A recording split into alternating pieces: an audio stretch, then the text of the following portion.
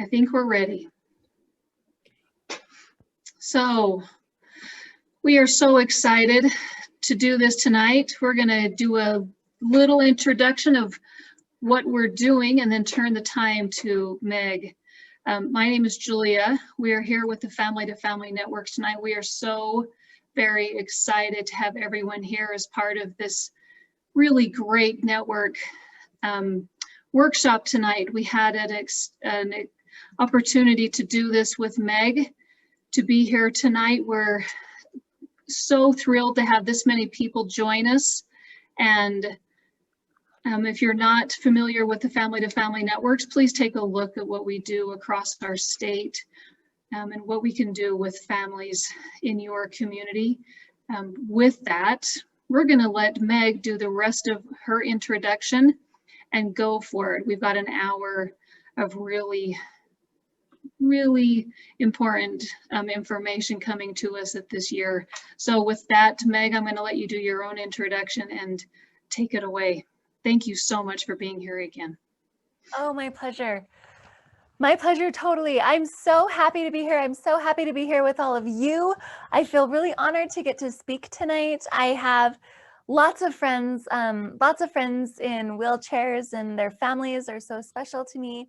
And I'm very excited to get to share what I know and the things that I've experienced in my own life with you for the next hour.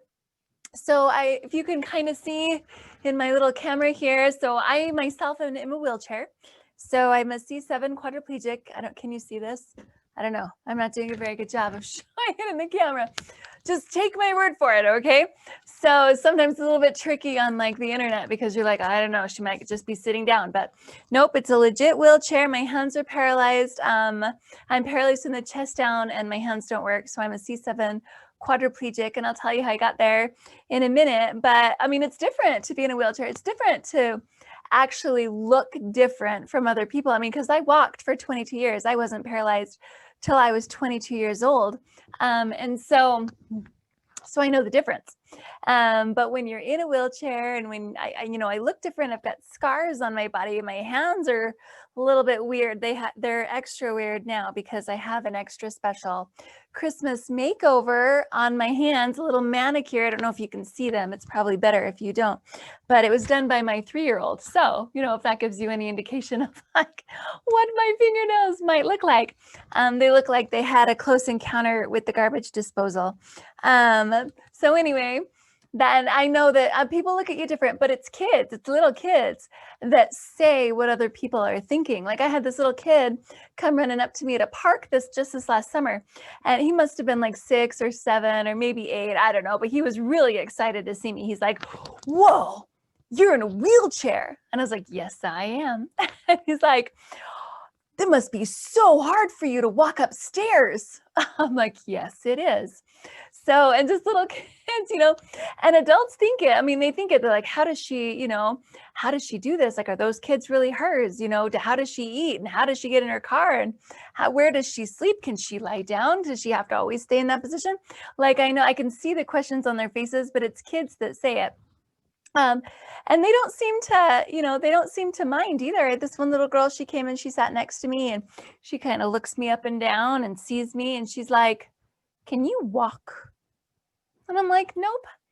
And then she gets the sweetest face, just the most angelic, sweetest little face. And she goes, oh, well, have you ever tried? And then she proceeds to give me a walking lesson. First, you get up. That's the hard part. I'm like, it sure is.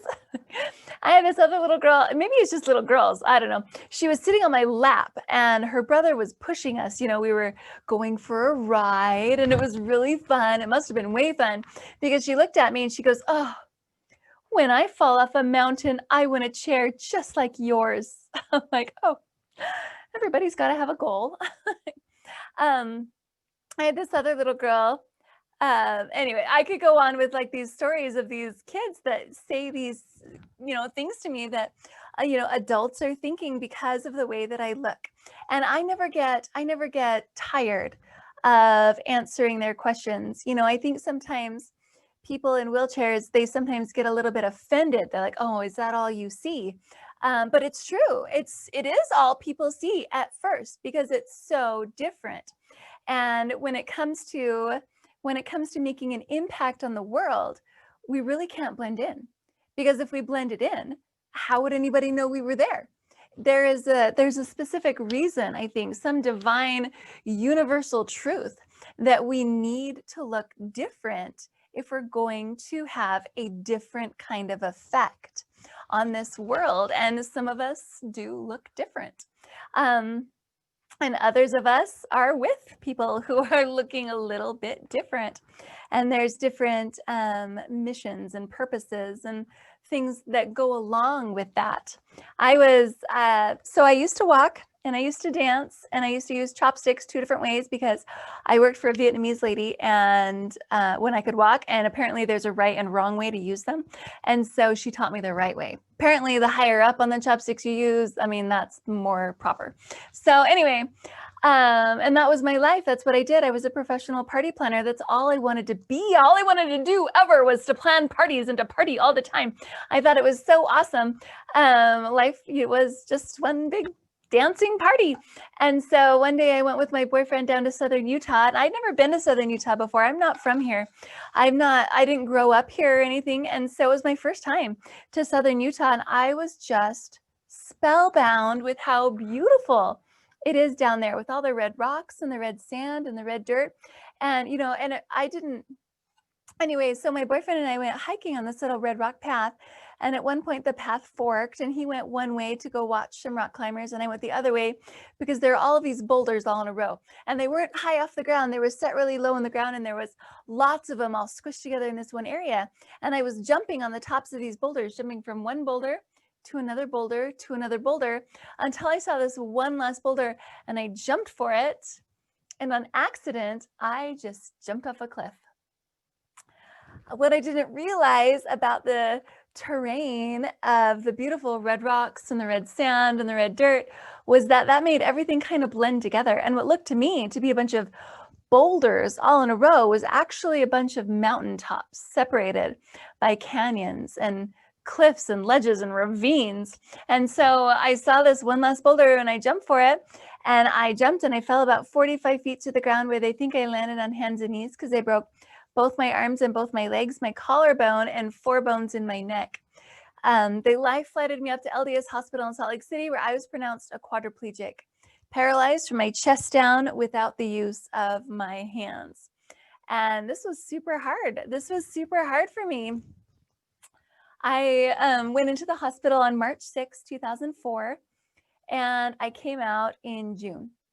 And the first holiday that I had at home was the 4th of July. And so my family pushed my little wheelchair down the street, to go to the 4th of July parade that was there. I lived in Kaysville at the time. And so the 4th of July parade in Kaysville is this really big deal. And so I'm sitting there in my wheelchair and I used to get so lightheaded. In fact, I still get really lightheaded. I mean, you see me twist all the time. I'm doing things like this and this and this. And I've been paralyzed for a long time, and I've learned that if I can twist my body just right, it makes my tummy muscles tighten so that it pushes the blood back up to my face so I don't pass out. You're welcome. Wouldn't that be crazy if your speaker passed out? It'd be really crazy if your speaker passed out when they were speaking in an event, but I think it'd be crazier in a Zoom call because you wouldn't know what happened. You're like, is this what she does? Is this part of her thing? And you wouldn't be able to help either, if I just passed out. So I'll just keep twisting and pushing the blood back up to my face so I don't pass out. But back when I was first paralyzed, I mean, that was my life. Blood pressure was my life. I went from being a normal person with a normal blood pressure to being a quadriplegic where my average blood pressure is 80/40. That's average. If you're going to take my blood pressure right now, it would be around 80/40, 90/50. It fluctuates between there. It's not very high at all. And that was a really hard adjustment for me. And so I was always getting so lightheaded. And so I was always tipped over like this, just so that I could have the just so that I could have that extra pressure on my stomach to help my blood go to my face. And then sometimes I just was all the way down, like all the way down with my head between my knees. And I just was constantly so lightheaded. If I laughed with any amount of laughter, I would pass out. I would just pass out. If I brushed my teeth, I would pass out. Like everything made me pass out. It was just so hard. So I was always doubled over in my wheelchair with my head between my knees, kind of just looking under my wheelchair. And you guys know wheelchairs where there's that bag under wheelchairs sometimes, kind of like a fanny pack, like a little, like a possibles pouch, you know what I'm saying? Like underneath the wheelchair has like a zipper and stuff, like a mini backpack that's just under the wheelchair. I don't have one under my wheelchair right now because with my hands being paralyzed, I can't really use that. So I don't have one right now, but originally I did. And so my mom, because I spent so much time with my head between my knees, like passing out, or at least trying not to pass out, my mom put a pin, like a PIN of a butterfly under my wheelchair, but she didn't put it right side up. She put it upside down so that when I tipped my head over and had my head between my knees and I was looking under my wheelchair, I had something pretty to look at.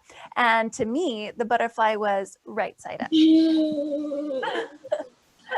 And so I was there at the 4th of July parade, and I was, my parents, my family pushed me down. We were waiting for it to start.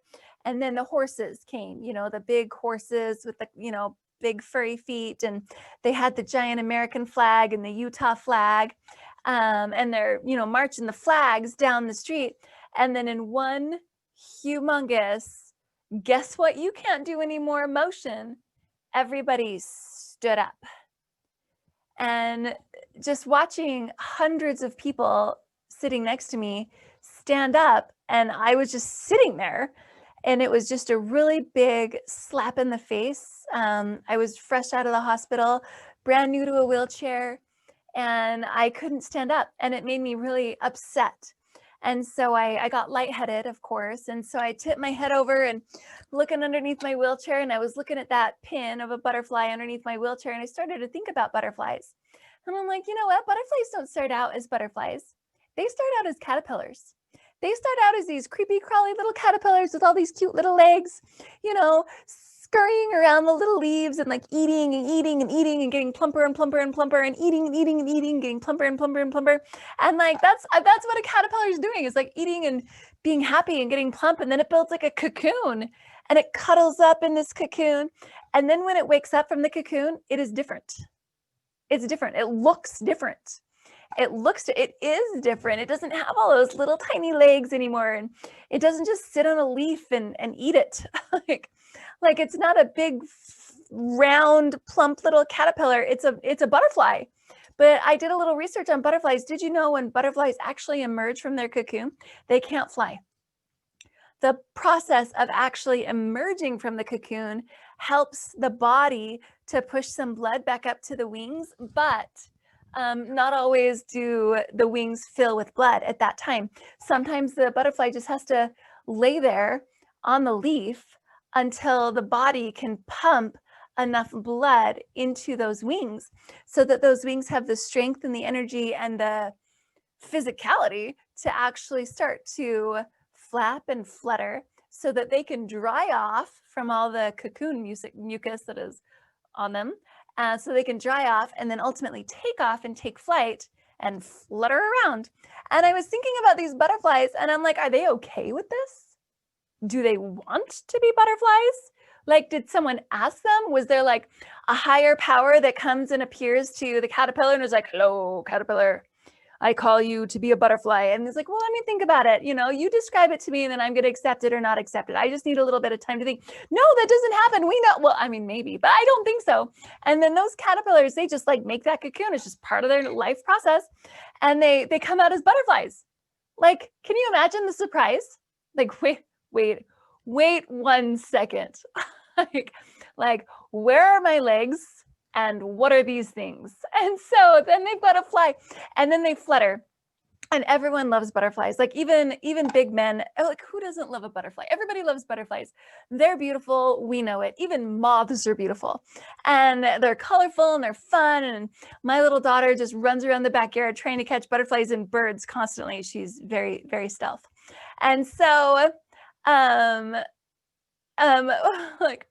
like I was just thinking about those butterflies as I was like, under, like with my head over between my legs, looking at the butterfly under my wheelchair, this pin, and I was applying it to myself. And I was thinking, like, I feel like that. I feel like a caterpillar that was so happy with my life. I was very satisfied. I had all my working legs. Everything was just fine. And now I've gone through this change, and I felt like I didn't want to be a butterfly. Like I was happy being a caterpillar. And I think all of us go through these changes. We get something that we weren't expecting. Something in our life, something appears that we weren't expecting, or something that we have leaves that we weren't expecting, or something that we have changes. We get these times in our lives that we turn from a caterpillar into a butterfly, and we're not ready. No one talked about this beforehand. No one prepared us for this. I know that right now I'm talking to a bunch of parents who have children with special needs. Sometimes those special needs happen later in life, and that's truly surprising. As someone who speaks from experience, that is truly surprising. But I wouldn't dare say that it's more surprising than having a child who is born with special needs. There's not one that's more difficult than the other. And I feel completely inadequate, to tell you the truth, to be here in a wheelchair and to tell you how to be happy in your life, because I know that you have it harder than I do. I know that you do. After I was paralyzed and I was I was laying in the hospital bed with the tubes. I had a ventilation. Everyone knows what a ventilator is now that we've had COVID-19, but I was ventilated for several months in the hospital. And they just don't do that to conscious people, but I was conscious for this time, and I don't even know why. But anyways, so as far as I know, as far as I know, they don't ventilate conscious people, is what I'm saying. But I was ventilated for several months, and I had the ventilation tube in my mouth, down my throat, branching out into my lungs, that breathed for me, and it pushed air in, and then it took it back out. That it was doing that for me. And if I tried to do it on my own, it would set off alarms, and the nurses would run in, reprimand me for breathing by myself, chastisement, and then, leave again. And I had, so not only the ventilation tube that went in my mouth, but I had the feeding tubes that went in my nose, that went down into, that fed me, like Pediasure. I went into the hospital at 130 pounds and I came out at 97. So anybody looking for a really good weight loss plan, Pediasure for 4 months. That's all you got to do. And so anyway, so I've got the feeding tube and the ventilation tube. I've got PICC lines in my upper arms. And I know I'm talking to a group of people who know what PICC lines are. That's where they put it in your upper arm, and they say, let me know when you feel this in your neck. I'm like, don't touch me. And then I had tubes going into my arms that watered me, just those IV fluids and stuff. And then I had tubes coming into each one of my lungs that drained the bloody fluid that my lungs were filling with. And then I had the metal halo that was screwed into my head. And so I described this scenario to you because I want you to know what I looked like and what was happening to me as I was laying there on the hospital bed. When I looked across the hospital room, and I'm laying there, so I'm looking down my body and across the hospital room, and I could see my mom, and she's sitting there at their little desk in the hospital, and she's working on her laptop, and the screen is lighting up her face, and she's got a Jamba Juice, and she's like, type, doing her thing. And even as I was laying there in the bed with the tubes in my mouth, in my nose, in my chest, in my arms, in my elbow pits, as I was looking at my mom, I knew that this trial, my trial, was harder for her. I knew that my trial was harder for her. I knew that at the time, even though my trial was very difficult for me too. But now that I'm a mom, and I got married in 2008, so 4 years after I was paralyzed, about 13 years ago. So now I have children of my own, and one's 7 and one's 3. And my 3-year-old was having some really bad back pain last year, for over a year. She had this really difficult back pain that we couldn't figure out. I took her to all of these nutritional naturopath doctors. I took her to massage therapists. I took her to chiropractors. I took her to everybody in the alternative world, and I took her to everybody in the medical world.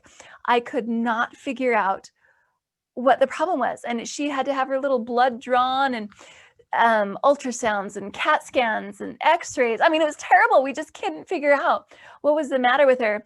And I have been paralyzed in my life. Like, as you can tell, I've been paralyzed, fallen off a cliff. I've been dumped by boyfriends. Man, that was a hard trial.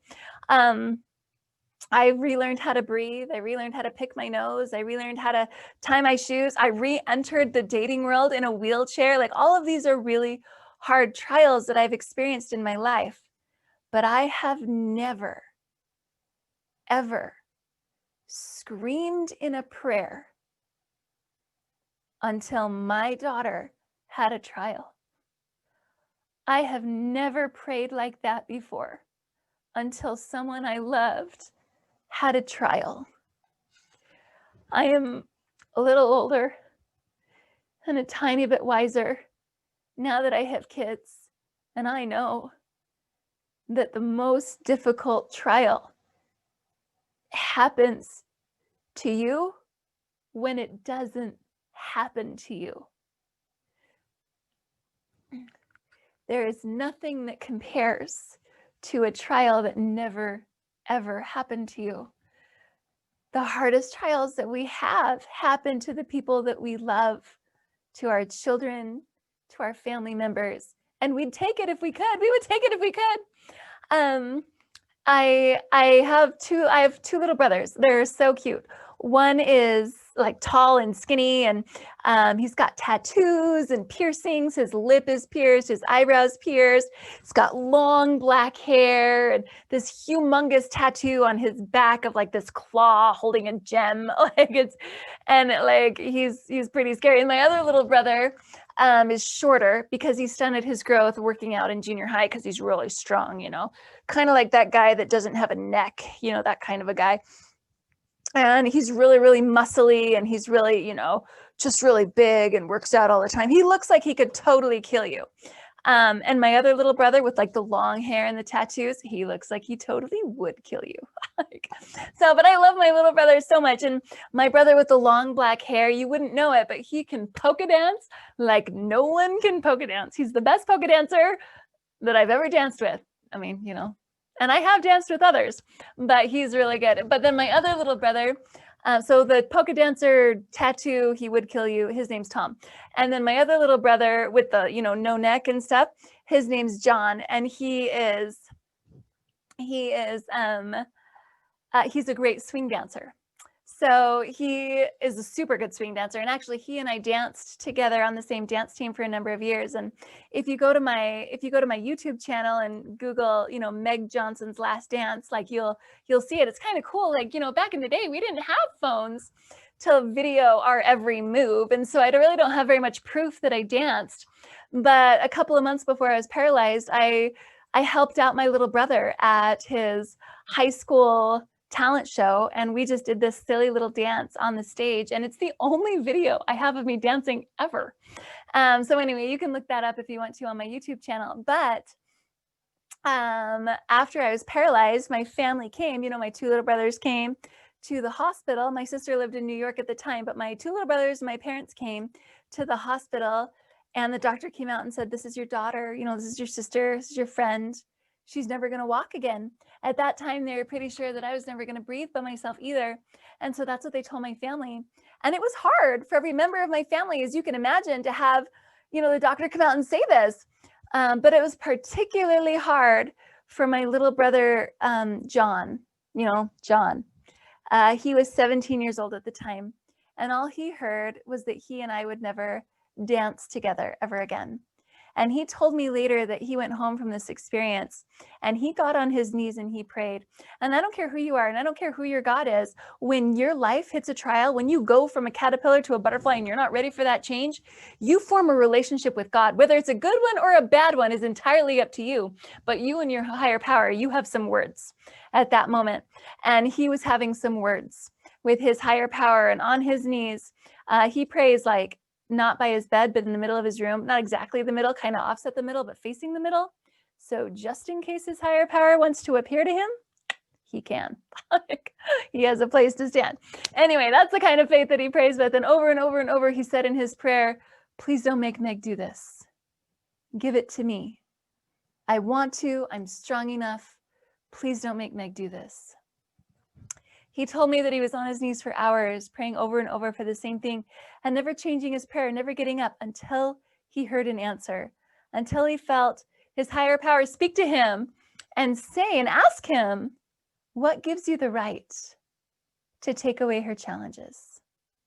What gives you the right?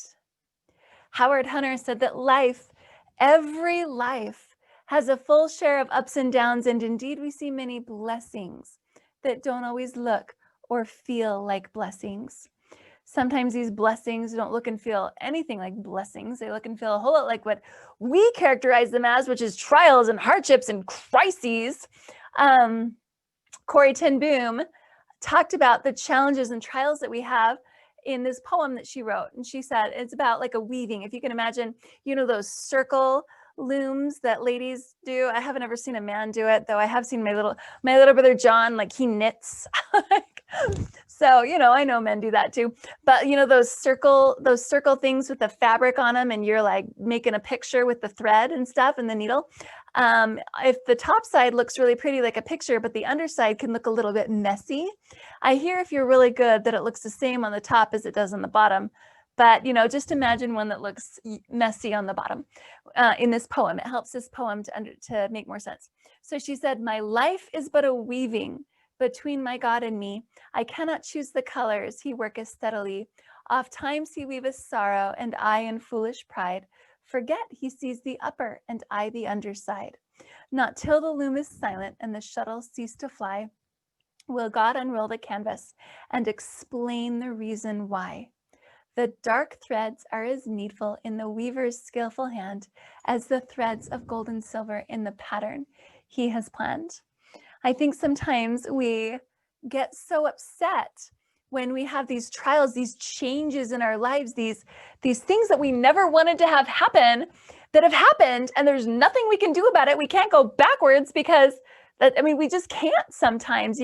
I have never even heard of scientists transforming a butterfly back into a caterpillar. You can't do that.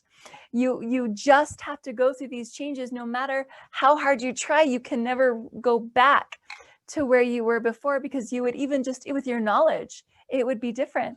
And so we just have to keep moving forward, just believing that these dark threads that have been woven into the tapestry of our lives are not only needful, but they're positive. Because how can you have a pretty picture if it doesn't have an outline?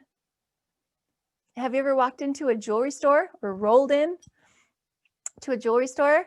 What color is underneath all the diamonds? It's black. It's black, it's dark, because diamonds shine the brightest when they're up against a black background. If we are going to be different in this world, if we're going to make a difference in this world, it comes as we shine for others to see with our great examples and our good attitudes, with the black backdrop that we have behind us. When I came home from the hospital, it was particularly difficult. I was not fine, but I was okay going through my change, going from a caterpillar to a butterfly in the hospital, because you just lay there. You just lay there in the hospital bed, and if you want food, you just push a button, and if you want like drinks or someone to fluff your pillow, like you push a button and people come running. Like the hospital is a great place to be paralyzed. But I've never been paralyzed at my house. I've always been paralyzed in the hospital. always. I've never stayed at the hospital without being paralyzed. That's just my life. But when I came home from the hospital, it was so hard because I'd never been paralyzed in my house before, and everything was not wheelchair accessible. I didn't have the buttons to push. Like, it was just so hard. And so I stayed on my back porch day after day, watching the grass grow. And I'm a motivational speaker. Like, I go around telling people like, oh, you can do it. Like, everything's positive. Like, doesn't this sound great? Like, I wish I had something different to tell you. I wish I could tell you that I was amazing from the get-go, but I wasn't.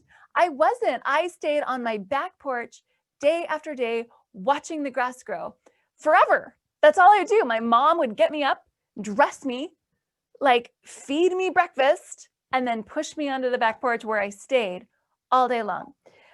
Mostly because like I didn't have the blood pressure to do a lot. And then also temperature control, like when you break your neck, that's the first thing to go is temperature control. And so it was warm outside. And so that's where I stayed. And every once in a while, my little nephew would come out there and play in the backyard, and I would watch it, and that would be exciting. And my friends would come over, and people that I knew would come over, and they'd try to cheer me up. But when it comes to being cheered up, you have to have your own approval. Nobody can come and cheer you up. It's impossible. It is impossible for someone to cheer you up without your approval. And I did not give mine. I did not give my approval. People could not cheer me up. I wouldn't let them. And so I was, I'm going to put that story on pause for a second and tell you, I one time went to a meeting in Salt Lake City, and I parked in a parking garage, and I had a big heavy backpack on my lap because I was going to go give like a presentation, and I had my wheelchair, and I was going to the parking garage elevators. And I'm not exactly sure if this parking garage elevator had a lot of pedestrian traffic going to it, because there was a speed bump in front of the elevator, like the little room that had like 4 elevators facing each other. It didn't have doors going into it. It just had this speed bump on the ground, like enough to be annoying to me. And I was like, what is this even doing here? Like, cars can't even fit in this area. And so I'm looking at it, and it is like narrow and tall. And I'm like, this is dumb. And so I'm trying my hardest to get over it, but I can't. And so I like take like a back, running start, and I go as fast as I can, and I just like hit it like, and I'm trying to like pop a wheelie and stuff. And finally, after a lot of effort, I'm able to get over it, but just with my front wheels. I can't get over it with my back wheels. I can't like get over it with my back wheels. And I'm like, oh my gosh. And so I'm high centered. I'm stuck and high centered on this speed bump. Have you ever felt stuck and high centered on a speed bump of life? It is the worst. And we have them all the time, these speed bumps in life. We lose our job, we lose our friend, we lose our home, we get divorced. Like we have these speed bumps in life that we get stuck and high centered on, and we keep thinking about them and going back to them, and we just can't move on. But we have to move on. And even that day, I had to move on. I had to get to my meeting. I was going to be late. And so I took the backpack off my lap, and I put it on the other side of the speed bump. You know that song from the 80s, like, so close, yet so far away. That's like the theme song of my life. And so finally I had the backpack on the other side. And then when I did that, I was like, oh, it's just me. I don't have any baggage. Like, it's just me. The only person I have to lift is just me. And so I grabbed my wheels, and I let out this big giant roar, and I like I was able to get over that speed bump onto the other side, pick up my bag, and make it to my meeting. We cannot stay stuck on these high centered on these speed bumps of life. And when I came home from the hospital, and I hadn't yet had that experience with the real speed bump, but a metaphorical speed bump, I was stuck and high centered on this speed bump of life. I had gotten paralyzed, and I was like a butterfly that didn't want to be a butterfly. Then I was just laying there soaked in my own cocoon goo, not wanting to flap my wings because I wanted to be a caterpillar. But then I learned that if you want to do something about your life, it is up to you. And it's up to me. And I heard the hardest thing that you can do to somebody is to take away their work, because then they can't stop to rest. I needed something to do. And so I asked my mom to push me down to a local elementary school, where I asked the principal there if there was any place I could volunteer. And she put me with Mrs. Smith's second grade class. And in Mrs. Smith's second grade class, I sat outside the door with a little chair next to me, and kids would come out one at a time, and they'd read me their library book. And I'm like, oh, you're doing such a good job. I really like that book. That was a big word. I mean, that's all I was doing. And then when they were done, they got up and they checked their name off a list because I didn't know how to use a pencil. And then they called for the next student to come out and sit with me because I couldn't speak that loud with my new lungs. Like I just couldn't do it at that time. And I know that my little service there was really small and seemingly meaningless, inconsequential to them. But it was none of those things to me. From that tiny little act of service, I started to see that I still had something left to do. I still had someone left to be. I still had someone left to serve. And so I started to like my new change. I started to love my little ragdoll body in a wheelchair. I started to accept what had happened and that I wasn't a caterpillar anymore. I was a butterfly and I needed to flap my wings. And I joined the Utah wheelchair rugby team. And I don't know if you've ever seen wheelchair rugby before, but it looks a lot like bumper car keep away. And at the end of each practice and game, I was covered in blood, my own and other people's, and honey. Because to play wheelchair rugby, you had to be a quadriplegic. And if you're a quadriplegic, your hands are paralyzed or missing. And so we would all rub honey all over our hands. And then if someone's throwing you a ball, it'd be got it. I could just stick to you like a bug. And then if you got hungry, you could just lick your fingers. It was a very delicious sport, you know, a little sweet and salty. Picking up what I'm putting down. And so anyway, I was playing wheelchair rugby for a little while when I heard about the Miss Wheelchair America pageant in New York. And I never did pageants before. It wasn't really my thing, but I was kind of craving something a little bit more girly, a little bit more feminine, a little bit less, you know, bloody. And so I call up the national pageant and I was like, I'm Meg, I'm from Utah. What do I have to do to come participate at Miss Wheelchair America? And I hear on the other end of the line, they're like, oh, you're from Utah. Well, Utah doesn't have a state pageant and you have to be a state winner to come to Miss Wheelchair America. I'm sorry, you can't come. I was like, fine. So then I get off the phone. Then I get on eBay and I bought myself a crown. And I called back the Miss Wheelchair America board and I was like, hello, I am Miss Wheelchair Utah. So they let me come. And I participated at Miss Wheelchair America after I'd been paralyzed 16 months and 16 days. I remember because that's how my speech started. I've been paralyzed 16 months and 16 days. My platform that I went with, kind of the one sentence description of who I was and what I was all about, was then and is today creating a new reality through service. Creating a new reality through service. We all have new realities that we deal with all the time, changes all the time that we experience in our life that we weren't expecting, that we never wanted. And we go from a caterpillar to a butterfly and we need to get on with our lives. We need to keep on rolling. We need to do what we got to do to rejoin our life and be a full participant in life. And to do that, all we have to do is take the focus off ourselves and put it on someone else. I don't know why this works. I just know that it does. I think, you know, you form that relationship with your higher power when your life hits a trial and it's a good one or a bad one, you get to pick.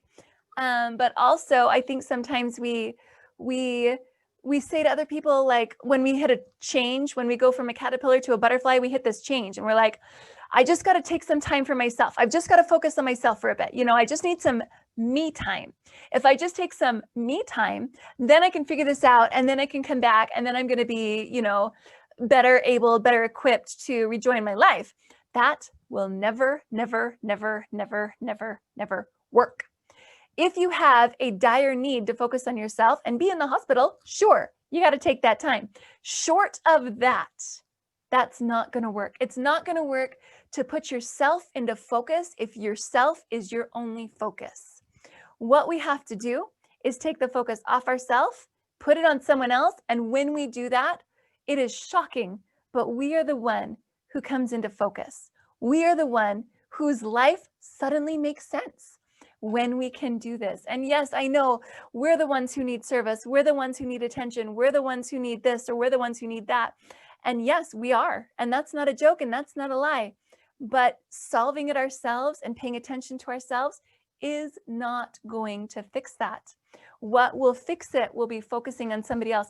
William Blake said it better than me. He said, I sought myself, and myself I could not see. I sought my God, and my God eluded me. I sought my brother and found all three. I sought my brother and found all three. My platform at Miss Wheelchair America was creating a new reality through service. We can create the happy reality we want when we serve other people. And I discovered that my life made sense when I served the little kids at the elementary school. I'm not an altruistic person. Someday I would like to cross that bridge and suddenly be altruistic, but I'm not. I crave those blessings, those benefits that I get personally when I take the focus off myself and put it on someone else. I crave how I feel when I serve somebody else. I need to, I have to, because my life is hard and your life is hard. And the best way to make it easy is to stop thinking about how hard our life is and to lift the burden someone else carries. When we do that, we will discover that we can take flight in the changes that have happened in our life. The flight of a butterfly is called a flutter. The definition of flutter is to fly unsteadily. No, we absolutely don't know what we're doing most of the time. All I know, and all I know to tell you, is we just have to serve other people and we will be stronger. We will be better. Our life will make sense. We will find purpose for the challenges and the trials that we have in our lives. They gave me an award when I went to Miss Wheelchair America. I didn't win the title Miss Wheelchair America. That went to Miss Rhode Island. I can't remember. Massachusetts. It was an eastern state. Anyway, but they did give one other award at Miss Wheelchair America. They called it the Spirit Award. It means you're really cute. We really like you. You're super fun, but you don't know anything about being in a wheelchair. And that's the award I got. And so they presented it on stage and, it was super fun. And the award goes to Miss Utah. And it's like, oh my gosh. And they gave it to me and it was this little gift. And I opened up this little gift. And what did I see? A pin, a P-I-N of a butterfly.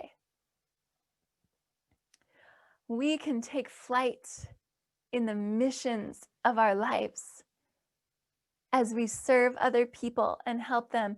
And it doesn't take much. It does not take much to serve other people in this life. I just served at the little elementary school. I mean, that's it. Sometimes I think, oh, I don't have time to serve. I go to work.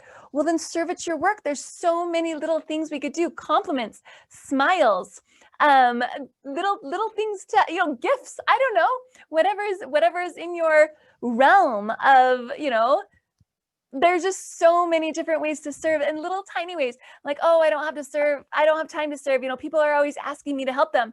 Call it a service. Oh my goodness. Like just because someone asked you to help them doesn't make it any less serviceable.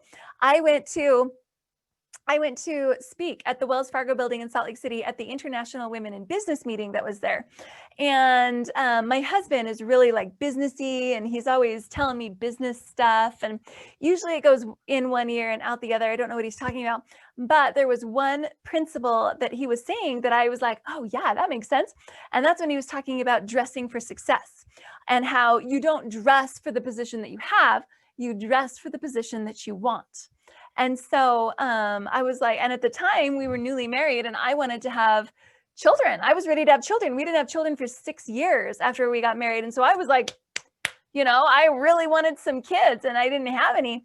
And I was like, dressing for success. I can do this. I applied that right away. I went out and bought me some maternity pants.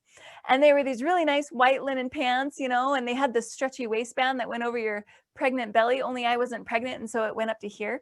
And so I just wore like a shirt over it. I was like, this looks perfect. Like, you couldn't tell that they were maternity pants, except if you didn't see the stretchy band. And so I was, I wore them to the International Women in Business meeting in Salt Lake City, because they were nice white linen pants, perfect for international women in businessy. And so the way I get out of my car, and again, if you want to, not that you have to, but if you want to go to my YouTube channel after this, after you take the poll, the 6-question poll, then you can go to the YouTube channel and you can Google, how does Meg Johnson transfer into her car? Okay, so I take a long wooden slide board, it's about as long as my arm, and I put it on between my wheelchair and the car, and I just slide across, you know, get into the car, get in my wheels, or get in my wheelchair, and that's it, you know. And so, and at getting out, I just do it the opposite way. And so I'm at the International Women in Business meeting in Salt Lake City at the Wells Fargo building, and I'm sliding out of my car. And usually when I have new clothes on, I give them a trial run, like when I'm with my husband or someone else, so that just in case they shift or anything like that, it's not going to be a big deal because my friend or my husband can fix them.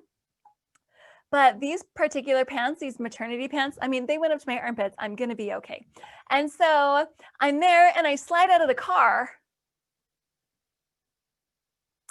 and out of the pants. So I'm sitting there in my wheelchair with my pants down by my ankles. And I'm like, what the heck? Hey, what the heck? Like, and so I'm kind of tossing and turning and rolling and rocking in my wheelchair, trying to pull my pants, you know, back up over my knees, over my legs, trying to get them up. And the best I can do is I can get those pants over my knees. But they're big and they're billowy. And so they're like billowing all the way down to my feet. It looks like I'm sitting in a bathroom stall. And I'm like, oh my gosh, this is terrible. You know, I can't go talk to the International Women in Business meeting without any pants on. And so I'm like there and I'm like, oh my gosh. And so I put my laptop on my lap, you know, and I'm looking around and I'm like, okay, you know, you can kind of not tell. And that's a big fat lie. But that was the best I could do. I had to find somebody to help me pull my pants up. And so I go into the Wells Fargo building. And did you know everyone in the Wells Fargo building either wears cufflinks or stilettos? I'm like, what? Where am I? And I don't even dare. And everyone's on their cell phone and they're walking around. They're being all businessy. And I was like, where am I? What the heck? And so I go to the elevator. I don't even know if my speech is up or down. I just know that I have to find someone to help me. And so I'm sitting there in my wheelchair and a cleaning lady comes and she stands next to me waiting for the elevator. And, you know, I look at her and I look at her pants and I notice they're up. And I say to myself, she is qualified. She has what it takes. She knows the importance. And we get onto the elevator and we turn around and face the doors, you know, like you do. And it's quiet, you know, and the door's shut. And I look at her and I'm like, can I ask you a favor? And I'm not exactly sure if my words were just dripping with despair because her immediate response was, I don't have any money. But when I can finally get out what it is that I need her to do, she is more than happy. I mean, nothing. It takes her no time at all. She just grabs those pants and whoop, right back up to my armpits. And I kept thanking her. Oh my gosh, I'm so thankful. Oh my gosh, thank you, thank you, thank you, thank you, thank you so much, thank you so much, thank you so much, thank you so much. And she kept responding the same way. It was nothing. It was nothing. It was nothing. It was nothing. But it was something to me. It was something to me as I went into the International Women in Business meeting with my pants on. What a big deal. How totally different from not wearing pants. Oh my gosh. And thanks to that cleaning lady. And I'm sure that cleaning lady went home and told her husband, like, oh, ha, ha, ha, this lady in a wheelchair came in and she had me pull her pants up. I don't know how she got that far in the building with her pants down, but I was able to just, you know, whisk them right up. And ha, ha, ha, isn't that funny? But I went home and I told my husband about the amazing cleaning lady goddess that I met in the Wells Fargo building and how she truly glowed as she helped me with what I needed. It doesn't matter if people ask you for help. You can help them and it's still a service. It doesn't matter if you get paid to serve. It doesn't matter if it's a part of a calling that you have. It doesn't matter if you're on the PTA and you're expected to do it. It doesn't matter. It doesn't matter. We just lift where we stand. Everybody needs a lift wherever we go. And it doesn't have to be big. It doesn't have to be big. Not only that, but most times it's not. I don't have time anymore to volunteer at the elementary school. And then after the elementary school, I volunteered at the hospital, and I don't have time anymore to do that. I'm a mom. I have 2 little kids. I have a husband. I have a job. I'm busy. But I still have to go grocery shopping. And so I use Costco as my service project of the week, and maybe of the month sometimes now that it's COVID, Anyway, so, and I make sure that I compliment everybody that I see, because I know how good it feels to be complimented. And do you know what people say to me after I compliment them? Pretty much they have the same response. Most people have the same response. A lot of people say thank you. A lot of people say something else, but most people respond with this response. They say, "Oh, you made my day. You made my day." Mark Twain said, "I can live for 2 months on a good compliment." Do you remember the last good compliment that you received? Do you remember a well-timed compliment in your own life? I do. I was uncomfortable at a 5K, and I didn't look right. I wasn't dressed right. They shoot the gun and everybody ran off, and I'm pushing as hard as I can and I'm last. And originally I'd gone with like a goal. I'm going to finish it in such and such a time, but like, there's no way I'm going to be able to do that. I can't even see any of the runners. Like, I was afraid I wasn't going to make it. And I'm behind these 2 ladies that have come with weights on their ankles and strollers. And I'm like, okay, new goal. I'm going to beat the ladies with the strollers and the weights on their ankles, beat the babies. That is my new goal. But as hard as I push, the distance between me and those ladies is growing. They're winning. I'm losing. Like, this is not working. And I start to cry, and the tears are just falling, and I'm just so sad. And, but I'm pushing as hard as I can. I keep telling myself, I'm like, you will finish this race. I think the word will is so much better than the word can, because anybody can. But some people we just need to say, I will do this. And so I'm telling myself, you will finish this race. And I'm pushing and pushing and pushing. And a lady on a bicycle comes by, and she kind of calls out when she passes me. She calls out just loud enough for me to hear. She goes, "Hey, you're cool." And I look up at her. I like wipe away the tears. Yeah, I am cool. Not because I'm first, or because I'm with the bulk of the runners, or because I'm look right, or I'm dressed right, but because I'm none of those things. And I'm still pushing anyway. And I finished that race dead last. But at the Pancake Breakfast Award ceremony later that day, they gave me first place, wheelchair division. There was a moment in time when I not only told myself I would do it, but I actually felt like I could. And when was it? When the lady told me I was cool. Mark Twain said I can live for 2 months on a good compliment. It's been 12 years. It's been 12 years since this lady said this to me. It was before I was married. Oh my goodness. And I remember she had blonde hair that was short and smooth, a black helmet and a blue shirt. I remember her.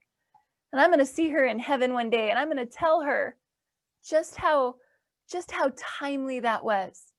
We don't know what other people are going through, but it's a pretty good bet that it's a hard thing. And if they don't have a current trial in their own life, someone they love does.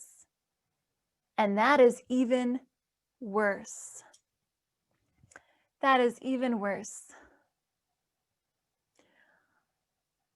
This life is full of changes, full of opportunities to go from a caterpillar to a butterfly. And we're not ready for that change ever when that happens. But when it does, we can take flight as we take the focus off ourselves and put it on other people. And when we do, we will discover a strength that surpasses the understanding that we have of our own life. I want to share just maybe one last story in closing. And ever since I've been married, I took up genealogy. And my dad grew up Catholic, and all of his aunts, and not his mom, of course, but like his aunts and other family members, they were all nuns, and they were all really into family history and gathering family history. And so one day my dad passed me this binder with 75,000 names in it. And so one by one, I put them into the computer, and it's so hard. But I believe you can serve people who aren't alive too. And so anyway, I went and I was doing family history at the genealogy library. And then I left the genealogy library and I go back to my car. And it's raining this day. And I used to live in Florida, and Florida has real rain.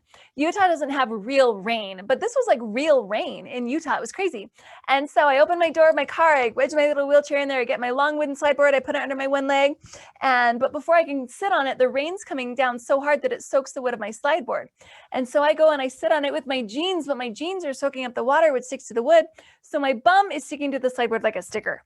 And I go to slide my little tushy across into the car, but instead, my bum just grabs that slideboard and throws it in without me. The push on my wheelchair sends my wheelchair rolling down into the parking lot without me. And I fell straight to the ground into a water puddle. And I didn't have my slideboard anymore. I didn't have my wheelchair anymore. And I was sitting there thinking, like, what the heck am I going to do? When this little old lady peers around the car door and she looks down at me, who's sitting in a water puddle in a rainstorm. And she's like, I know you're probably okay, but I was just wondering if there was something I could do. And I'm so glad to see her. I'm like, thank you so much for stopping. If you could just reach in and get me my purse, I'll get my phone and call my husband. He'll be right here. And this sweet little lady, she's like, oh no, honey, I think we can do it. And I look up at her and she is like 100 pounds, but only because it's raining. She is skinny and wrinkled and frail and old, and she's so tiny, she doesn't even clear the top of the car door. And I'm like, no, thank you. If you could just really reach in, she doesn't hear me, grabs my arm, holds it high in the air like this, and starts to pull. And I'm like, it's all right. And when she sees it's not going to work, she lets go. And I am frustrated, but I'm not getting any drier either. And she's trying to be nice. And I'm like, listen, it's really hard to pick me up straight from the ground this way. My husband doesn't even like to do it. I'm just dead weight and I can't really hold on. If you could just really reach in and grab me my purse, I'll call my husband. He'll be right here to help us. And this sweet little lady sticks down to me and she smiles again. And she's like, oh no, honey, I really think we can. And she proceeds to straddle my legs, bends down and sticks her bony hands into my armpits and starts to count. 1. I'm like, are you kidding me? 2. And I hang my head and brace myself because I know that she's going to fall on me. 3. You will find that you are your strongest when you reach down to pick up someone else. And I tell you that frail, wrinkled, old woman single-handedly picked me up and shoved me into the car. And then she turned around and walked back into her own storm. It rains on everybody. There's nobody who's exempt. But if we're willing to look through the drops that rain so heavily in our own lives and find those who are sitting in deeper puddles at our own and reach down with everything we have to lift them up, even though it might not seem like it's enough, we will find that it is enough to pick them up out of their struggles.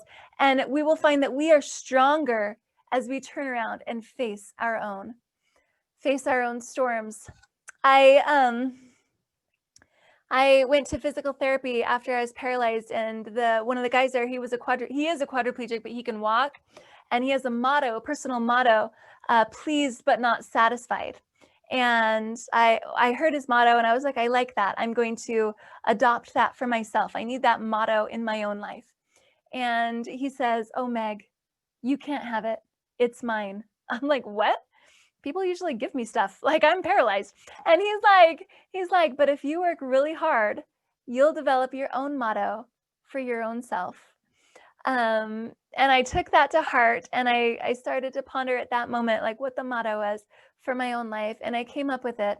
And I feel like it is suitable to be shared with people of all abilities. My motto, someone made this for me on this little wooden plaque, and I keep it in my office. It says, when life gets too hard to stand, just keep on rolling. And I am not greedy like that other guy. And I will share mine with you because I know that you don't have to be in a wheelchair to know what it feels like when this life gets too hard to stand.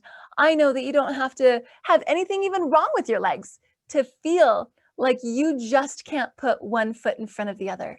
And I am telling you that when life gets too hard to stand, you can keep on rolling as you take the focus off yourself and put it on someone else as you go through what I believe is one of the most difficult trials in this life, as you serve someone that you love so much, and watch them endure their own trials. I said that was my last story, but I have one more to share with you.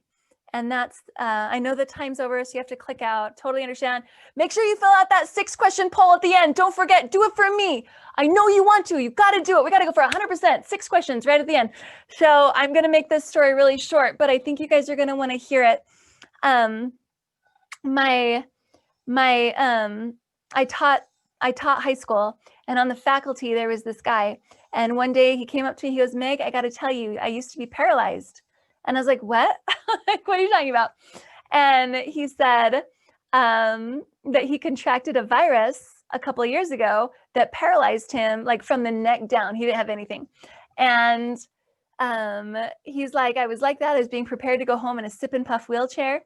And he said 3 days before I was released from the hospital, I just inexplicably healed and stood up and could walk. And he said, "I've never had any problems since." And I thought that was pretty amazing. And he told me that when he went home from that experience in the hospital, but he got on his knees and he prayed to his higher power, and he was confused. He goes, "Higher power, I am grateful that you healed me. Thank you so much. But I don't know why. Why did you heal me? And why did you not heal other people? Like, I don't understand why I get to be healed and other people aren't healed. Like, I don't understand this." And he told me that he heard an answer to his prayer. And before I tell you the answer that he got to his prayer, just think of your own prayer, the own prayer in your heart. You know, why do you have this trial? Why don't you have this blessing? Think of those two things. And then also in the other way, like, why do you have this strength? Things like that. And so I want you to be thinking about that when I tell you what his higher power said. And so in answer to his question, "Why did you heal me?" he heard the words, "Because for what I need you to do, I need you to walk." We have different missions and different purposes in this life. I run the Miss Wheelchair Utah Princess Pageant now for little girls in wheelchairs. And the very first year that I did it, I mean, I'd gotten their applications, how cute, their pictures, how sweet. And then, but I wasn't prepared to see them. On the very first event, the very first day when they showed up, and I was talking to one of these little girls in wheelchairs who couldn't talk, who couldn't eat, who couldn't breathe by herself. And she was communicating with me and telling me something. I had to turn away and open my mouth really wide so that the uncontrollable sobs that came up from me wouldn't be audible. And I was really upset. I was mad even. I was angry. Why would God send these kids? Why would any higher power of any kind send little children in wheelchairs, on ventilators, with feeding tubes? Why would this happen? And I was so upset and mad, and I allowed myself to ask my higher power why this would even happen. And that's not a question I permit myself to ask very much, is why. But I did this time. I said, "Why did you do this? Why can't they walk? Why can't they talk? Why can't they breathe by themselves? Why did you do this?" And I probably didn't deserve an answer, but mercy by definition means undeserved. And I hear the words, "I will shape the back to bear the burden placed upon it." And then in my mind's eye, I saw the scripture, "You're the light of the world." And then it expounded, and I thought of influential people, you know, Simon Cowell on American Idol, or wherever he is, America's Got Talent, or like Carmen Rasmussen on American Idol, or Jimmer Fredette, or, you know, all of these people that are everywhere, and people look up to them. People look up to celebrities, and people look up to these role models, and people look up to Warren Buffett, and whoever your role model is, you look up to all these people. And then you look up, and then they look up to someone, and then they look up to someone. But then when you get to the top, who do they look up to? You can only go so far before you need actual, real strength and power. And that's when you start looking back down to those little girls in wheelchairs, those little boys on ventilators, those little kids with Down syndrome, those little all these different disabilities and trials that children have, that adults have, that we wonder, what is the purpose of this? The purpose is to give light to those who are shining bright. The purpose is to give power to those who are powerful. The purpose is to give inspiration to people who are inspiring. There is a purpose for these trials, and I'm so thankful. I went 8 minutes over time. Sorry, lots of you are gone, I'm sure. But thank you so much for letting me share my thoughts with you on how all of us can keep on rolling in spite of the trials that we have. So thank you so much.